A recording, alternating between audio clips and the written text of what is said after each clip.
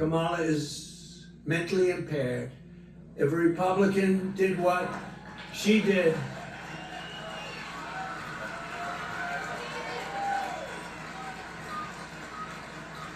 if a Republican did what she did, that Republican would be impeached and removed from office, and rightfully so, for high crimes and misdemeanors. Joe Biden became mentally impaired. Kamala was born that way.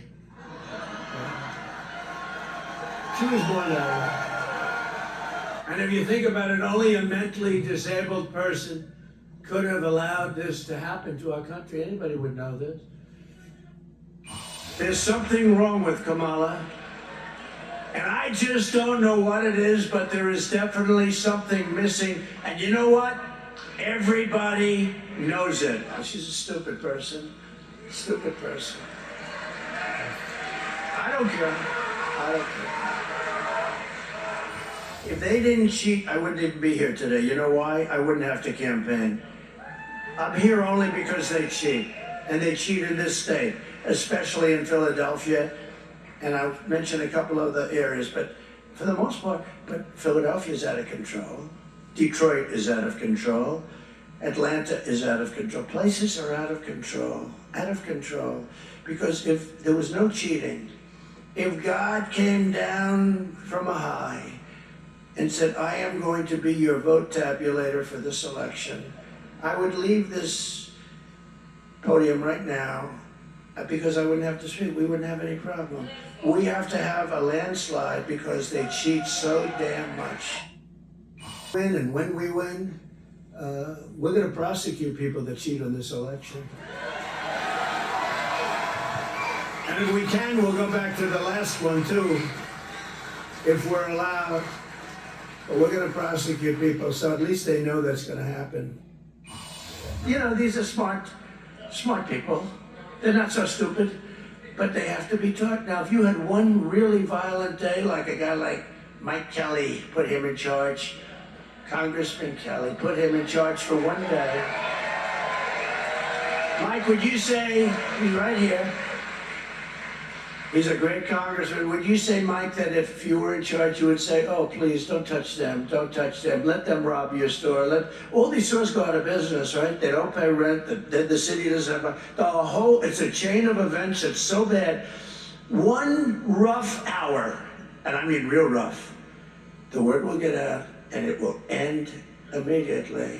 End immediately. You know, it'll end immediately.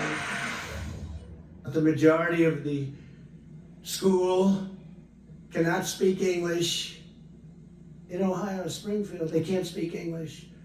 They're taking over the schools. There's nobody that can speak English. And the mayor's looking for interpreters. Isn't that wonderful? How can this happen? Remember, there's a hat that's made that sells like crazy. Oh, there's a fly. Oh, I wonder where the fly came from.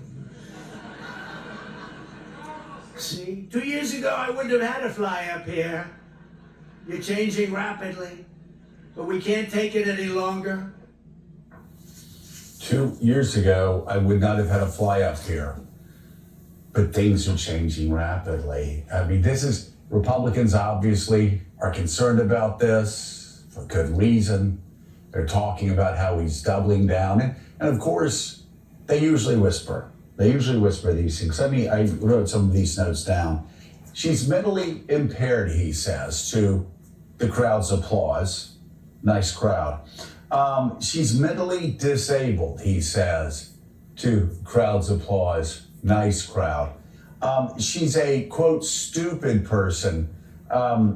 This actually, John Heilman, this has actually got Republicans doing something Republicans never do. New York Times shows Republicans are actually being critical of Donald Trump. Yeah. And Republicans fault Trump over insults to his rival from the national section of the New York Times.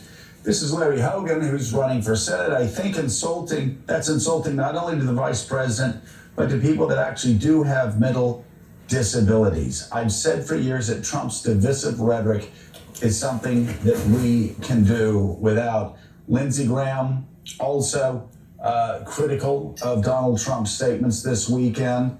Representative Tom Emmer, a Minnesota Republican who is helping J.D. Vance for the upcoming debate, tried to distance himself. He said, I think we should stick to the issues. And yet here he goes. And John, the question answers itself, I guess. If she were so, quote, stupid, if she were so, quote, mentally impaired, if she were, quote, so mentally disabled, why did she destroy him in a debate for 90 minutes, humiliate him, and beat him so badly that he refuses to even debate her on Fox News? That's question number one. And if she's had this mental condition from birth, then why did he give her thousands of dollars in 2014 for her political campaign when she was running for the United States Senate?